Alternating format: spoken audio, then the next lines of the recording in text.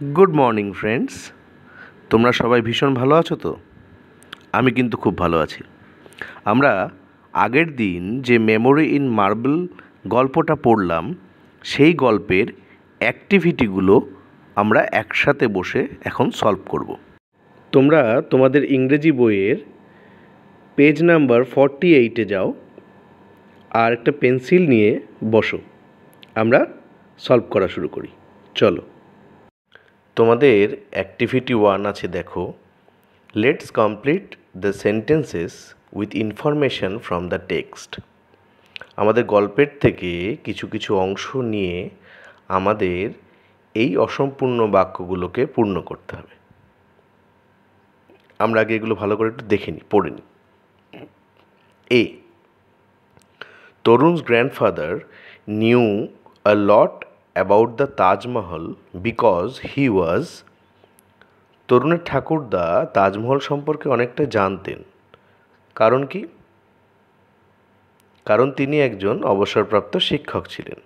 Because he was a retired teacher. B, Akbar the great was the grandfather of, Akbar কার ঠাকুরদা ছিলেন? আমাদের গল্পের যিনি নায়ক, অর্থাৎ শাহজাহান, কিন্তু এক্ষেত্রে prince Khurram. C, Khurram first saw Arjumand Banu Begum at, Khurram প্রথমবার আরজুমন্দ বানু বেগমকে কোথায় দেখেছিলেন? খুব সহজ উত্তর, মিনা বাজার। ডি, প্রিন্স খুররম ওয়াজ letter known as, Prince Khurram পরবর্তীতে কী নামে পরিচিত হন? হ্যাঁ, আমরা সবাই জানি শাহজাহান। ই, মুমতাজ মহল মিন্স, মুমতাজ মহল এর শব্দটার অর্থ কী? আমরা পড়েছি the brightest crown of the world. F, Shahjahan built the Taj Mahal in memory of, Shahjahan Taj Mahal কার স্মৃতিতে বানিয়েছিলেন? His beloved wife. G, Taj Mahal is one of the, Taj Mahal কি? তাজমহল হলো পৃথিবীর 7টি আশ্চর্যের একটি। Taj Mahal is one of the 7 wonders of the world. আমরা পড়লাম, এবার আমরা একটু এগুলো লিখে নিই। তোমরা সবাই লিখে নাও এগুলো। তোমরা কিন্তু উত্তরগুলো লেখার সময় ভিডিওটা পজ করে নেবে, ঠিক আছে? লিখে নিয়েছো তোমরা সবাই? আমাদের নেক্সট অ্যাক্টিভিটি হলো অ্যাক্টিভিটি 2। পেজ নাম্বার 49-এ গিয়ে দেখো, অ্যাক্টিভিটি 2-তে লেখা আছে let's arrange the jumbled words with the help of the given hints. কিছু অগোছালো শব্দ রয়েছে, আমরা ব্র্যাকেটের ভিতর যে হিন্ট দেওয়া আছে সেইগুলোর মধ্যে দিয়ে আমরা শব্দগুলোকে সাজিয়ে গুছিয়ে লিখব। এ নাম্বারটা দেখো, একটা অদ্ভুত কিছু লেখা আছে, কিন্তু হিন্ট দেওয়া আছে a building in which there is a grave, একটা বাড়ি যার মধ্যে কবর দেয়া আছে।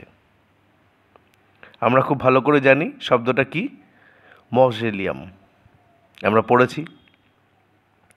বিতে আছে আ ম্যান ফ্রম পার্সিয়া, মানে পারস্য দেশের একজন মানুষ, তাকে আমরা কি বলি? পার্সিয়ান। সি, হিন্ট দেওয়া আছে আ ভ্যালুয়েবল স্টোন, একটা মূল্যবান পাথর। মূল্যবান পাথর বা মূল্যবান জিনিসগুলোকে আমরা কি বলি? গয়না। গয়নাকে ইংরেজিতে কি বলি? জুয়েল। ডিতে আছে a look only for a moment, আমরা ওয়ার্ডট্রোভে পড়েছিলাম আগের দিন, আ কুইক লুক, গ্লিম্পস। তা আমরা এই 4টে শব্দ জানলাম। এবার আমরা এইগুলো লিখে নেব। চলো লিখে নিই। ভিডিওটা পজ করতে ভুলবে না কিন্তু, না হলে এগিয়ে চলে যাবে। হ্যাঁ, পজ করে নেবে। অ্যাক্টিভিটি 3-র ঠিক উপরে দেখো লেটস লার্ন বলে একটা জায়গা করা আছে, যেখানে লেখা আছে let's look at the following sentences from the text. He only knows that it is a beautiful monument situated in Agra. Tarun promised not to be naughty. The red colored words in the above sentences are describing words or adjectives. এই শব্দগুলো বর্ণনা করার জন্য ব্যবহার করা হয়। এদের আমরা অ্যাডজেক্টিভ বলি। যেমন বিউটিফুল, নটি, এই বিভিন্ন অ্যাডজেক্টিভগুলো আছে। আমাদের যে টেক্সট আছে সেই টেক্সটে এইরকম বেশ কিছু ডেসক্রাইবিং ওয়ার্ডস বা অ্যাডজেক্টিভ আছে, যেটা নিয়ে আমাদের অ্যাক্টিভিটি 3A। দেখো একটা লেখা আছে বিউটিফুল বলে, বাকি বেশ অনেকগুলো আছে, সেইগুলো আমরা একটু জানব।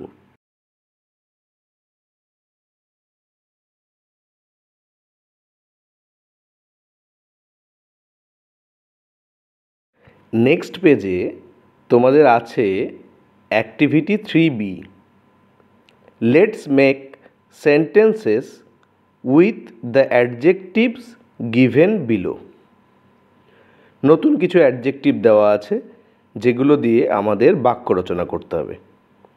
অনেস্ট, সৎ, পুওর, গরিব, ন্যারো, সরু এবং ট্রু মানে সত্যি। আমি তোমাদের সুবিধার জন্য 4টে ছোট ছোট সেন্টেন্স লিখে দিই, তোমরা ভালো করে পড়বে, নিজেরা নতুন সেন্টেন্স লেখার চেষ্টা করবে। তরুণ ইজ অ্যান অনেস্ট বয়। তরুণ একজন সৎ ছেলে। I saw a poor woman today. আমি আজ একজন গরিব মহিলাকে দেখলাম। This is a very narrow road. এই রাস্তাটা ভীষণ সরু। এভরিথিং গ্র্যান্ডফাদার সেইড ওয়াজ ট্রু। ঠাকুরদা যা বলেছিলেন সব সত্যি ছিল। এবার আমরা পরের অ্যাক্টিভিটিতে যাব। এবার আসি অ্যাক্টিভিটি 4-এ। Let's change forms of the following doing words. 1 is done for you. Present আর পাস্ট আমরা ক্লাস 4-এও পড়েছি যে ডি বা ইডি যোগ করে প্রেজেন্ট ফর্মের ভার্বকে পাস্ট ফর্মে নিয়ে যাওয়া হয়, কিন্তু কিছু ক্ষেত্রে এর ব্যতিক্রম থাকে, সব ক্ষেত্রে নয়। প্রথম উদাহরণটা দেখো, টেল টোল্ড হয়েছে।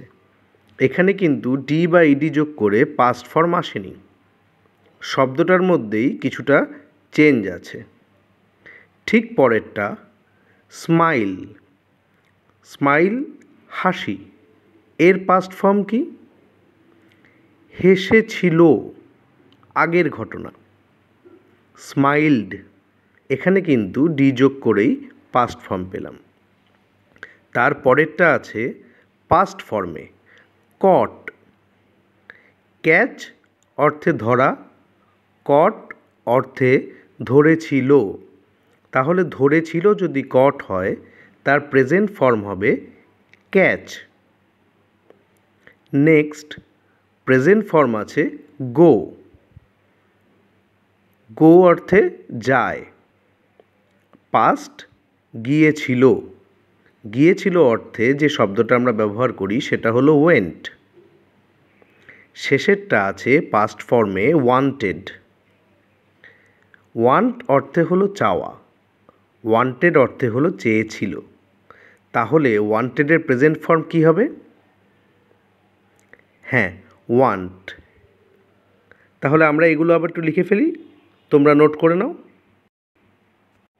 তবে আমরা কিন্তু পরে আমাদের উইংস বইয়ের মধ্যে দিয়ে এই ভার্ব সম্পর্কে এবং তার প্রেজেন্ট এবং পাস্ট ফর্ম সম্পর্কে আরও অনেকটা করে পড়ব।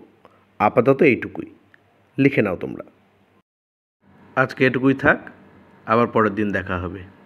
আসি, হ্যাঁ, টাটা। সবাই ভালো থাকবে।